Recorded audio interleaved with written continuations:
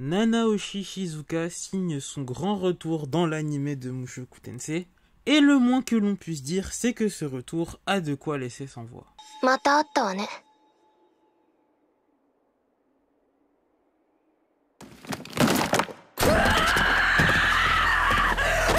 Salut, c'est Fat Black, et aujourd'hui, enfin, review de l'épisode 9 de la seconde saison de Mushoku Tensei. Enfin ah, purée. Beaucoup de théories pour enfin avoir des réponses et voir qu'au final, j'étais pas si loin que ça de la vérité.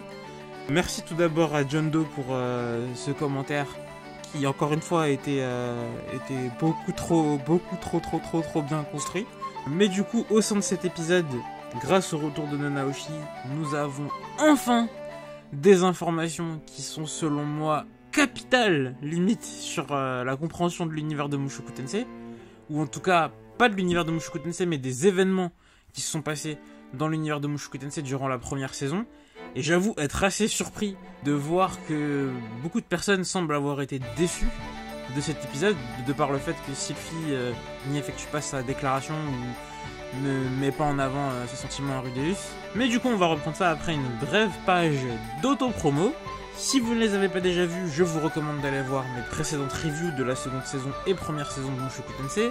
Également de voir ma série de vidéos sur la première saison, ainsi que mon récapitulatif de la série, et également toutes mes vidéos qui n'ont rien à voir avec Mushoku Tensei, ainsi que mes openings de Mushoku Tensei qui ne sont disponibles que sur Odyssey.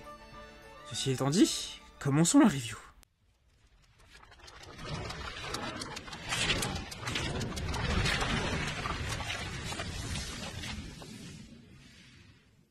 Mais d'abord, avant de commencer la review, faisons un petit récapitulatif des événements de la première saison grâce aux informations que nous fournit Nanaoshi au sein de cet épisode. On sait donc que lors du premier épisode de la série, Nanaoshi ainsi que deux adolescents ont été victimes de Troc-kun.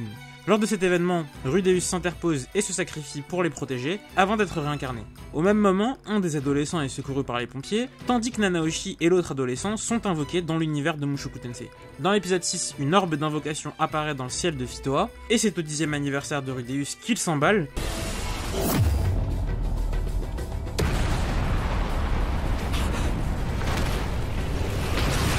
Téléportant ainsi Rudeus ainsi qu'une vaste partie des habitants du royaume d'Ashura aux quatre coins de l'univers de Mushoku Tensei, et téléportant Nanaoshi au sein de cet univers également. À la suite de quoi, elle a été recueillie par Orsted et a fait le tour du monde en un an avant d'arriver à Renoa, où elle se les jouait de décoratrice d'intérieur.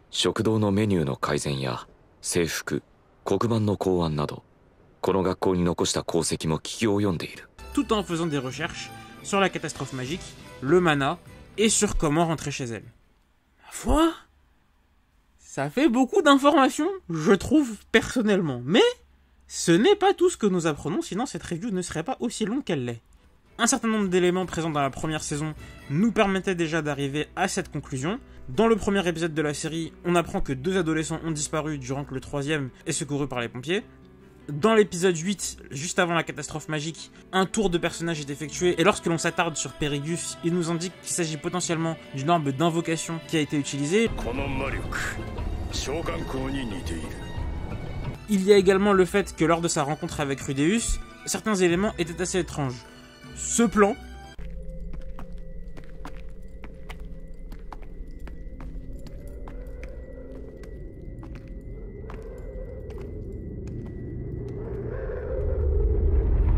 même s'il n'est pas une preuve de quoi que ce soit, poussait à se poser des questions sur la nature de la relation qu'il y avait entre Rudeus et Nanaoshi, mais c'est surtout le fait que dans cet épisode, les deux personnages qui ne craignaient ni ne haïssaient Orsted étaient Rudeus et Nanaoshi.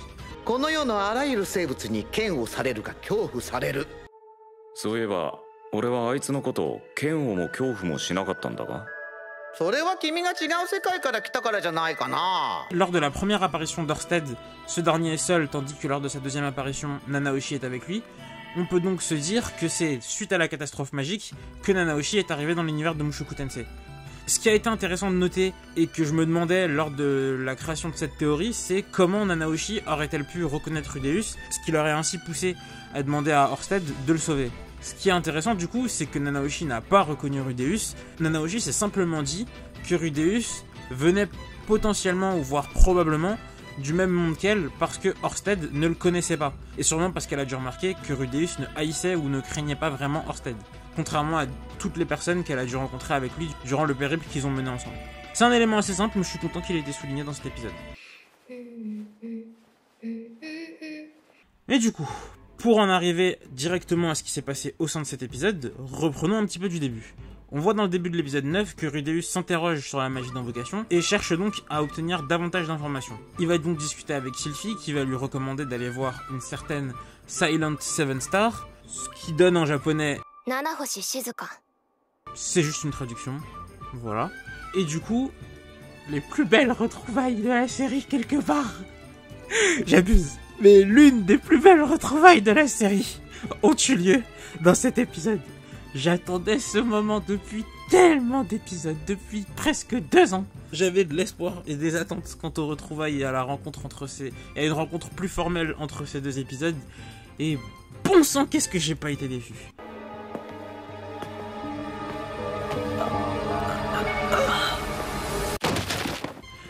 Bref. Désolé. Oh purée. On voit du coup, lors de ces retrouvailles, la réaction de Rudeus qui a été choqué et traumatisé, et c'est quelque chose qui me plaît énormément dans cet épisode. Le fait qu'on voit pour une fois depuis quelques épisodes Rudeus réellement ressentir quelque chose, qu'on voit la terreur dans son regard, le fait qu'il s'évanouisse en voyant le visage de Nanahoshi et en repensant du coup à la rencontre qu'il a eue avec Ørsted et au fait que Ørsted l'a tué.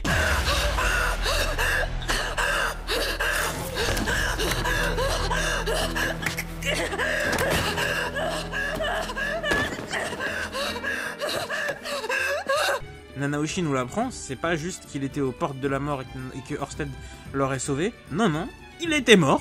Et Ørsted l'a ressuscité. Ça fait donc écho au pouvoir que Homodeus lui prêtait, dans le fait de, dans ce cas-là, pas réincarner les gens, mais les ressusciter.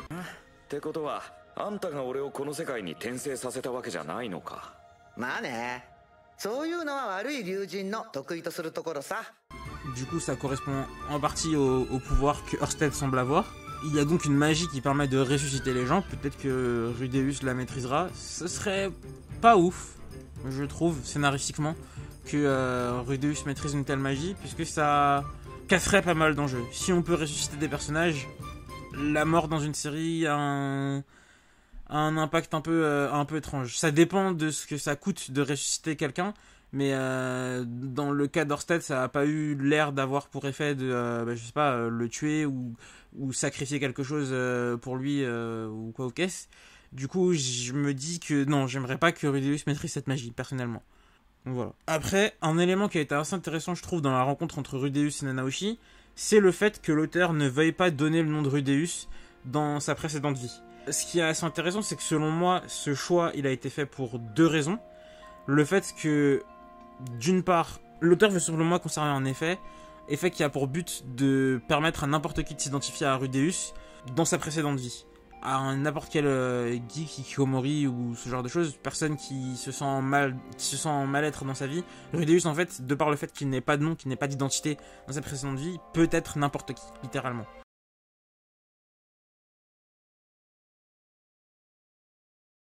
Avant de se réincarner dans cet univers et de devenir Rudeus. Et c'est intéressant aussi du point de vue de Rudeus, du coup, qui lui-même, d'une certaine façon, nie l'existence de sa précédente vie, de par le fait qu'il ne veut pas donner cette information, et on sent dans la voix du personnage qu'il est vraiment très mal à l'aise quant à tout ce qui a trait à sa précédente vie, et encore plus quant à son identité dans cette dernière, et à son identité en général. Il veut être Rudeus, il est Rudeus, et ne veut pas être autre chose, il ne veut pas se remémorer le fait qu'il a été réellement autre chose dans sa précédente vie. On le voit également lors de ses rencontres avec Homodeus, le fait de voir son apparence le ramène forcément à cette identité-là, et c'est quelque chose qui le met très mal à l'aise. Et du coup, c'est quelque chose qui fonctionne avec tous les éléments de son ancienne vie, que ce soit son nom, l'utilisation même du japonais dans cet épisode, et également du coup son apparence lorsqu'il fait face à Homodeus, comme je le disais.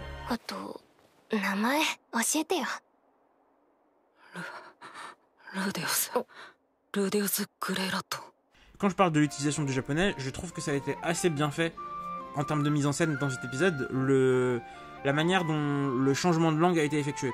Le premier changement de langue se fait après que Rudeus soit tombé dans les pommes et se réveille du coup avec Sylphie près de lui et Nanaoshi également, où l'on repasse dans le langage de l'univers de Mushoku Tensei dans la langue commune, que l'on voyait du coup apparaître dans la série uniquement quelques secondes lors du premier épisode, lorsque Rudeus se trouve dans les bras de Paul et Zenith.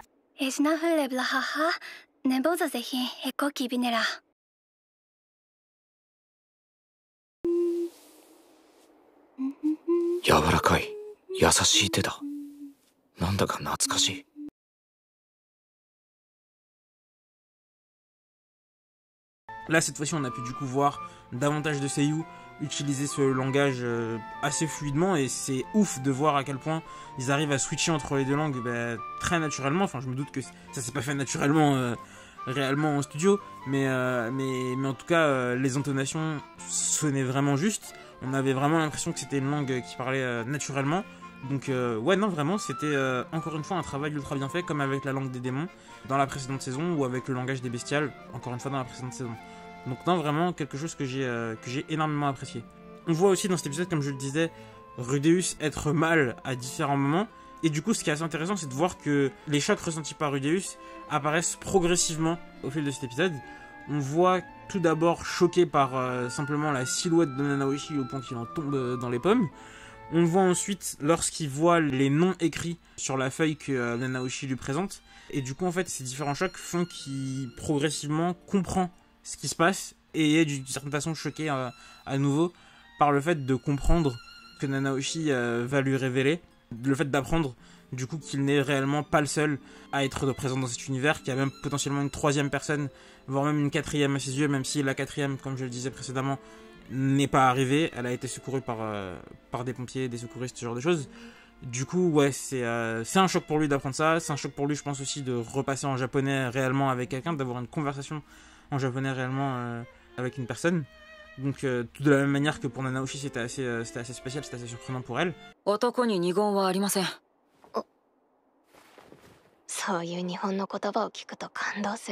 Donc ouais, non, vraiment, c'est assez ouf. C'est un truc de ouf.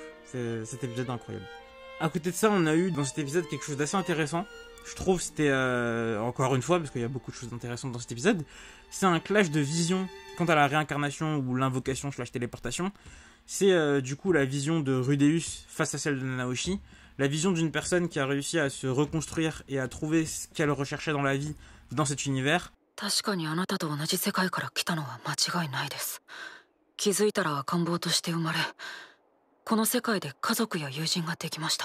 Face à celle de quelqu'un qui ressent uniquement du mépris vis-à-vis de ce monde et souhaite se barrer le plus vite possible. Nanaoshi d'ailleurs dans cet épisode fait un crachat immense sur les fans de Mushoku Tensei comme les fans de light novel au sens plus large. Et c'était assez marrant. C'était assez marrant à voir. Mais du coup, oui, c'est vachement marrant de voir la différence de perception que les deux personnes ont de cet univers, dans le sens où tout ce que Nanaoshi est réel, les mœurs de ce monde sont juste ignobles. De ce qu'elle décrit, la bouffe est aussi dégueulasse et ça rentre en corrélation avec certains éléments que Rudeus mettait en avant. Et j'ai appris aussi par le biais de certains abonnés que dans le light novel, la nourriture était quelque chose de pas mal mis en avant. Et le fait qu'elle est dégueulasse, surtout, est pas mal mis en avant, donc ça colle un petit peu avec les propos que Nanaoshi a présenté dans cet épisode. Et le fait aussi que Nanaoshi cherche à changer la façon de faire et je pense aussi de penser parfois de cet univers au travers tous les changements qu'elle a effectués à Ranoa et qui nous sont signifiés par Rudeus en début d'épisode. Donc là où Rudeus, lui, tend davantage à accepter les mœurs, à accepter la façon de faire des personnages, tout en les faisant évoluer, en se montrant tel qu'il est, sans chercher fondamentalement à faire changer les gens qui sont face à lui. C'est ça qui est assez intéressant, comme différence entre les deux personnages. On est vraiment sur deux persos qui n'ont rien à voir l'un avec l'autre. L'un veut rentrer, l'autre veut rester, à voir s'ils pourront tous les deux avoir ce qu'ils veulent.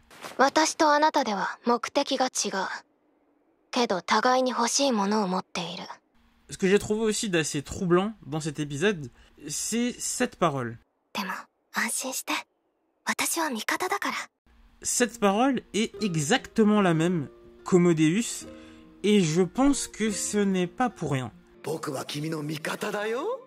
Parce que les deux personnages que sont Nanaoshi et Homodeus ne sont pas forcément en opposition. C'est plus Orsted et Homodeus qui le sont, et d'ailleurs leur conflit est mentionné durant cet épisode. それにしてもどうしてオルステッドは人神と争っているんですか？私も詳しいことは知らないわ。けど個人的な恨みだって言ってたわね。 Mais je pense malgré tout que quelque part, soit Nanaoshi, soit Homodeus, soit les deux, mentent à Rudeus. J'ai le sentiment, d'autant plus avec cet épisode, que certaines choses ne sont pas claires et que l'un des personnages ment. J'ai la sensation déjà dans cet épisode que Nanaoshi, à certains moments, ne dit pas la vérité à Rudeus. Je développerai plus tard. Mais du coup, selon moi, ouais, l'un de ces deux personnages ment à Rudeus. Lequel est-ce, ou est-ce que c'est les deux? Je ne demande qu'à voir. Autre chose qu'on apprend qui est assez intéressante, du coup, c'est qu'il y a des points de téléportation dans l'univers de Mushoku Tensei. Rudeus pensait que ces points n'existaient plus, mais du coup, Nanaoshi lui apprend que certains existent, mais qu'elle ne peut pas lui révéler de quel point il s'agit. Et elle nous apprend également, à la suite de cette demande de Rudeus de lui donner des informations, pas mal de choses. Il y a plusieurs personnages, ou un personnage, puisqu'on ne sait pas si tout ce que Nanaoshi nous mentionne correspond à un personnage ou à divers personnages, mais du coup, il y a un des personnages qu'on va devoir découvrir dans la série. Qui est capable de les effacer? 私たちはこの世界にとって異物なの。歴史を大きく変えるようなことをすれば、きっと世界に排除される。だから自分に必要なものしか作らないし、利がなければ提供もしない。 Qui est capable de savoir ce qui va suivre? でも、そこで会ったとある人にこんなことを言われたわ。 Qui est celui qui les a invoqués ou ressuscités? Est-ce que c'est la même personne d'ailleurs? お前は何者かの手によってこの世界に召喚されたのではないか。 Je veux savoir tout ça. Enfin, je veux vraiment savoir tout ça et je suis vraiment heureux de la nouvelle apparition de Nanaoshi qui répond à pas mal de mes interrogations personnellement, mais ouvre aussi énormément de questions sur l'avenir de la série, sur également certains événements qui se sont passés qui demandent du coup vraiment cette fois-ci à avoir des réponses. Qui est à l'origine de la catastrophe magique? 誰がどんな目的でどうしてあんな被害になったのか。オルステッドさんは何と？こんなことは初めてだって。人神はオルステッドが起こしたとか言ってた気がするが。 Et de quoi est complètement capable cette personne? 言えないわ。自分のことは誰にも言うなって言われたの。でもある程度原因の見当はついているわ。研究が進めば転移事件の真相も理論的には説明できるはず。そのためにも大量の魔力が必要なのよ。 Là, je veux savoir énormément de choses. Et du coup, ce que Nanaoshi dit me fait me poser des questions sur un élément précis. En fait, elle explique à Rudeus qu'elle ne peut pas lui révéler d'informations sur ce qui va suivre, ou qu'elle ne peut pas révéler énormément d'informations, qu'elle n'a pas le droit de le faire, pour éviter de changer le cours des événements ou ce genre de choses. Rudeus mentionne que c'est le genre de questions qu'on se pose davantage lorsqu'il est question de voyage dans le temps. Ce qui me fait me poser des questions, parce que du coup, depuis cet épisode, en fait, tous les dialogues prononcés par Rudeus sont à passer au peigne fin, parce que quand on voit dans l'épisode 6, il me semble, au moment où l'orbe apparaît, Rudeus dit ceci. 俺も祈っておこう。どうか空から女の子が降ってきますように。 Et dans cet épisode, du coup, on a la confirmation que oui, une fille est bien tombée du ciel. Quand elle parle de voyage dans le temps, maintenant, je me demande s'il y en aura pas. Ou s'il y en a pas déjà eu, quelque part. Est-ce que je sais pas, genre, est-ce qu'il va pas voyager dans le temps et devenir la place? Ça serait complètement chelou. Mais pourquoi pas, en vrai. Ou je sais pas, ou devenir Homodeus, ou devenir une entité, et que du coup, enfin, je sais pas, j'en sais rien, je balance des trucs complètement au pif. Ou devenir Périus, ou vraiment, genre, ça peut être tout et n'importe quoi, mais du coup, ouais, le fait que le personnage dise ça, du coup, rien que ça me fait me poser des questions, mais aussi me fait me poser des questions par rapport à la fiabilité et la véracité des informations que Nanaoshi donne dans cet épisode. Parce qu'elle indique qu'il ne faut pas que les personnages aient des informations sur le futur, mais Homodeus a des informations sur le futur qu'il révèle à Rudeus dans la première saison ainsi que dans la seconde. Certes, il le fait de façon assez mystérieuse, mais il influe largement sur la façon dont les événements se produisent. Du coup, je ne comprends pas. Il y a des événements sur lesquels on peut fléchir et d'autres pas? C'est bizarre quand même. Du coup, je me demande si Nanaoshi dit réellement la vérité ou s'il y a une part de mensonge. Parce que du coup, Rudeus a appris des événements sur l'avenir sans avoir été inquiété à quelque moment que ce soit. C'est pour ça que vraiment, pour moi, c'est assez bizarre. Voilà. Autre point qui est un peu étrange avec Nanaoshi, c'est le fait qu'elle indique dans la fin de la conversation à Rudeus et Sylphie qu'elle serait potentiellement la cause de la catastrophe magique et indique après qu'elle n'a pas saisi le poids des mots qu'elle employait. Ce moment est vachement bizarre. Parce que du coup, elle indique ça à Rudeus et Sylphie, mais en même temps qu'elle commence à parler, on la voit mettre des bagues qui détiennent du coup du mana, ce qui est assez intéressant également, puisque du coup, elle nous explique précédemment que dans le corps de tout individu, de toute chose, du mana est présent. Mais du coup, on la voit lorsqu'elle fait cette explication à Rudeus et Sylphie enfiler ses bagues pour en arriver au point qu'elle ait ses bagues sur les doigts au moment où elle fait son reveal, que Sylphie s'énerve et que du coup, elle puisse les utiliser pour se protéger de Sylphie. Moi, personnellement, quand j'ai vu cette scène, je me suis dit que clairement, elle savait où elle allait en disant ça. Elle savait qu'elle allait générer de la frustration chez Sylphie, qu'elle allait devoir se défendre. Et voilà, sinon elle aurait pas mis les bagues. Du coup, cette séquence est très bizarre. Enfin, j'ai l'impression, encore une fois, que Nanaoshi essaye un petit peu de pas les balader, mais de... Ouais, enfin, je sais pas. Genre, qu'elle cache quelque chose de pas clean derrière le personnage. Et j'avoue que je ne sais pas quoi. じゃあなんで自分が原因なんて言い方を？後になってからああだこうだ言われたら嫌でしょ。だから先に言っといたのよ。おそらく私が原因だって。なるほど。 Ça va me faire me creuser la tête pendant encore quelques semaines. Merci. Purée. Elle nous apprend également, et là c'est une information sur laquelle j'avoue je sais pas trop quoi dire, qu'elle ne vieillit pas dans l'univers de Mushoku Tensei, qu'elle est vincible, qu'elle est possible à vaincre. Pourquoi lors de la téléportation on vieillit pas alors que lors de la réincarnation on vit réellement une nouvelle vie. Le fait que lorsqu'on est invoqué téléporté on n'a pas de mana, alors que quand on est réincarné on en a. J'ai pas de choses qui me paraissent déconnantes. Du coup maintenant que j'y pense en fait ça me fait me dire, ça me fait comprendre éventuellement pourquoi Rudeus se ferait manipuler, que ce soit par Homodeus ou par Nanaoshi. C'est simplement parce que il a un mana de malade.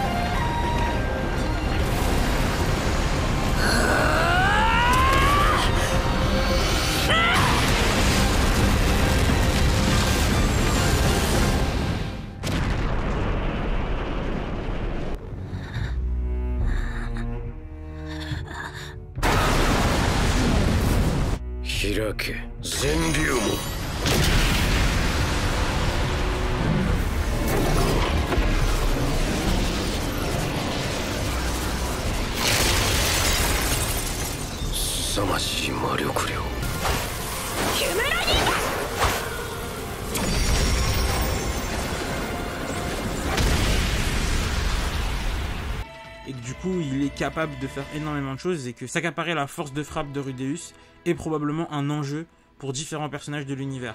Dans le cas de Nanaoshi, c'est clairement pour rentrer chez elle, mais on sait pas en fait si elle cache autre chose, que peut-être elle a déjà trouvé quelqu'un qui lui permettrait de retourner dans son monde, mais qu'elle a besoin de Rudeus pour pouvoir obtenir je sais pas, son ticket de transport pour l'univers dont elle vient. Enfin bref, c'est plein de questions que je me pose par rapport à cette discussion, par rapport à cette rencontre qui était encore une fois géniale. J'ai vraiment apprécié de ouf, c'était un truc de malade. À côté de ça, du coup, l'autre élément de cet épisode, seul autre élément, c'était Sylphie. Seul autre personnage même en fait de cet épisode, même si on voit Ariel et Denotos, j'ai oublié son prénom, désolé. Ce qui est relativement intéressant, je dirais, parce que j'avoue que c'est pour le coup un enjeu de cet arc qui moi personnellement ne me passionne pas énormément, dans le sens où ça se voit comment ça va se finir en fait. Sylphie va se déclarer à Rudeus, elle va lui révéler son identité, ils vont mener une relation, jusqu'où ça va aller je ne sais pas. En plus, grâce à cet épisode, on apprend qu'on est à peu près vers le 15e anniversaire de Rudeus, donc en tout cas on est vers ses 15 ans, parce que du coup la catastrophe magique a eu lieu il y a plus ou moins 5 ans, et du coup Rudeus avait 10 ans à ce moment-là. Là, soit il a déjà eu 15 ans, soit il va avoir 15 ans bientôt. Du coup, je serais pas surpris que pour les 15 ans de Rudeus, il y ait le reveal. Et qu'il y ait le reveal de la barre de Sylphie. Parce que tous les anniversaires se fêtent tous les 5 ans, donc ça m'étonnerait pas que il se passe quelque chose entre les deux à ce moment-là. Ou alors on a déjà passé les 15 ans de Rudeus et du coup ça tombe un peu à l'eau pour ça, mais c'est pas grave, il y aura une autre occasion. Et voilà, en fait, c'est juste qu'il va y avoir une relation entre les deux, c'est évident. C'est juste évident. Du coup, ce qui est trop évident n'est, à mes yeux, pas super intéressant. Et même si ça arrive pas tout de suite, c'est pas grave. Tant qu'il y a d'autres informations qui sont intéressantes, qui sont révélées dans les épisodes, moi, personnellement, ça me va. Mais du coup, on voit un peu de distance qui se crée dans cet épisode entre les deux personnages. On voit dans cet épisode en fait que Sylphie veut se déclarer à Rudeus et qu'elle est poussée par son entourage proche à le faire, et que du coup elle a peur de ne pas comprendre Rudeus. Et dans cet épisode, elle ne le comprend littéralement pas lorsqu'il a une conversation avec Nanaoshi. Rudeus, silent. Yulexpenxaban, Diblanfbazehin, Tibebi. Et j'ai trouvé la mise en scène de cette scène particulièrement bien foutue en fait, surtout. そこで2年間アスラで過ごした。言葉もわからないから勉強して読み書きも覚えた。 Et du coup, ça me fait me dire que on arrive très probablement bientôt à la révélation de Sylphie, enfin de Sylphite, même si au vu de ce qu'Ariel dit en début d'épisode, vraiment je vais l'appeler Sylphie maintenant. Sylphie? ルーデウスの件はあなたに任せます。フィッツを使っても構いませんから、あなたの好きにやりなさい。 Et du coup, ouais. On va enfin conclure avec cet arc-là. La bite de Rudeus va ressusciter. Quelque part, ce sera effectivement grâce à ses recherches sur la catastrophe magique qu'il va pouvoir ressusciter sa bite.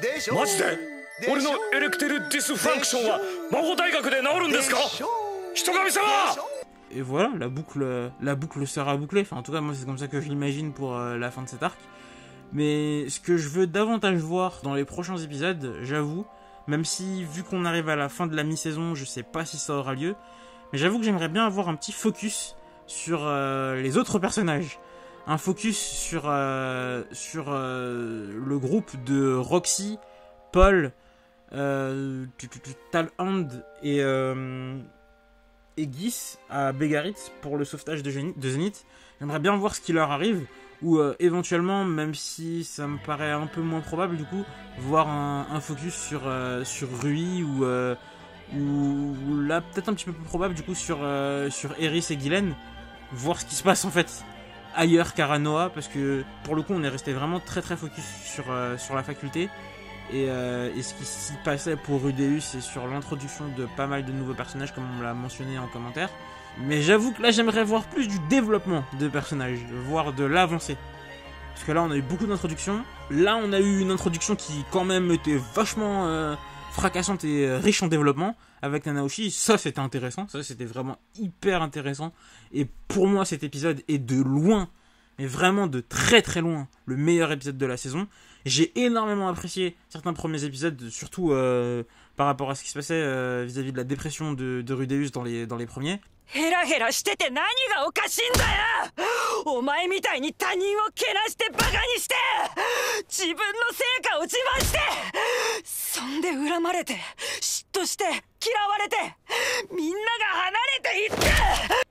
なんなんだてめえはいつも人の目を気にしやがって気持ち悪いんだよその笑み。てめえは笑えてると思ってるかもしれねえけど笑えてねえんだよ。目が他人を見下してんだよ。何様のつもりだ。俺は何がしたい？全く意味がわからない。今俺は成果が欲しいのだ。あるいは他人を見捨てないという選択を取りたいだけなのかもしれない。エリスに捨てられた俺だから。それだけなのかもしれない。なんでいなくなるんだよ。いてくれよ。嘘でもいいから笑ってくれよ。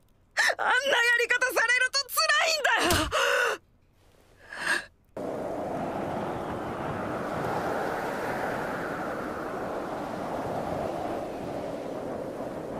それでも同じ態度でいられるなら俺だってそうしてる。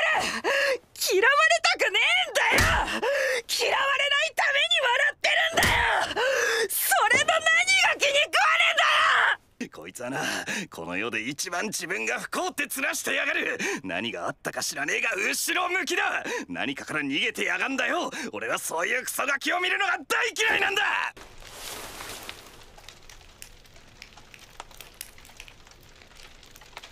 俺は忘れてた。本気で生きるということ。おい、ダメだ。俺はもう終わりだ。くしょ、かかってこいよ。殴れよ。好きなだけよ。それで床に倒れた俺を見下して笑えよ。何やってんだ俺は。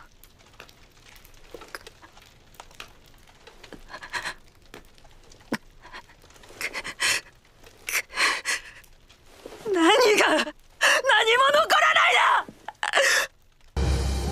思い出せ、この世界に来た時のこと。こんなところで死んでいいわけがない。思い出せ、前はもっと辛かっただろう。頑張ろ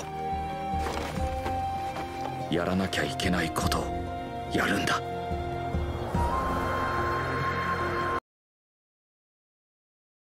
Mais là, clairement, toutes les révélations qui ont été droppées dans cet épisode, toute la discussion, la saveur de la discussion entre ces deux personnages, après c'est aussi personnel, j'attendais énormément, j'espérais énormément revoir le personnage de Nanaoshi, j'attendais le fait de la revoir, c'était évident qu'on allait la revoir en vrai, il y avait trop d'indices qui le laissaient penser, et là, c'était vraiment tout ce que j'attendais, et plus encore.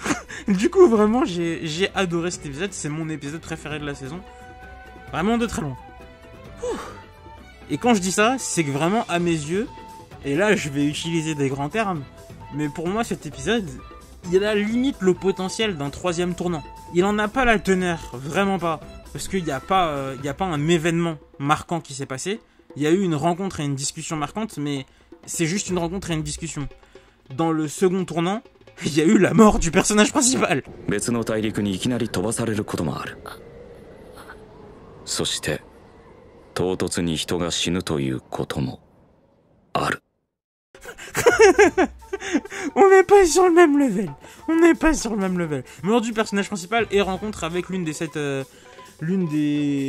puissances. C'était quand même quelque chose de beaucoup plus impactant dans l'univers de Mushoku Tensei. Le premier tournant, la catastrophe magique, la téléportation du personnage principal dans un autre univers, etc. Enfin, vraiment, les deux premiers tournants, à chaque fois, c'était vraiment quelque chose d'incroyable.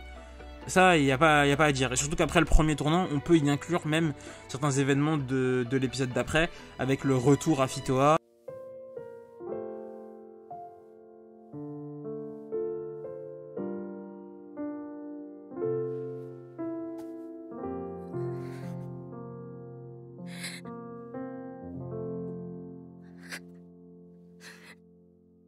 Le départ de Guylaine, traumatisme de Rudeus vis-à-vis de ce qui s'est passé avec Eris. Donc vraiment, c'était un tournant. Le premier tournant, c'est pareil. Quand on prend les éléments de l'épisode d'après, on voit que rencontre avec un Speld.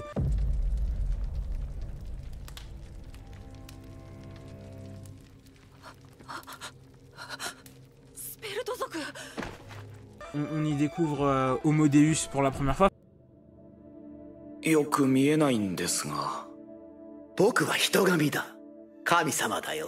bref, il y a énormément de choses dans ces deux tournants qui sont assez incroyables et qui se focalisent même pas sur un épisode réellement, mais plus sur les deux. Mais plus sur 2 épisodes. L'épisode qui a le nom tournant et l'épisode suivant. Donc là, en vrai, pour savoir si on a vraiment un truc du niveau des 2 précédents Turning Point, faudrait voir le prochain épisode. Mais franchement, j'y crois pas. Je crois pas qu'on va avoir quelque chose d'aussi incroyable que ces événements-là. Mais du coup, vraiment là, j'ai été ultra hype par cet épisode qui, en information par contre, a largement le niveau de ces épisodes-là. C'est vraiment, c'est ouf. Ouh. Et du coup, combien de temps? Ah ouais, d'accord, cette review est longue, effectivement. Du coup, je vais m'arrêter là. Et du coup, ce que je peux vous dire... Oh purée. Et du coup, je vous dis, likez si vous avez aimé, dislike si vous n'avez pas aimé, abonnez-vous si vous voulez, partagez si vous le sentez, mais surtout commentez. Foncez voir Mushoku Tensei, foncez voir mes vidéos. Merci encore à John Doe, Et voilà, c'est tout pour moi. Sur ce, salut les gens. 転生といったところね。私は転移に近い状況。似てるけど違うわね。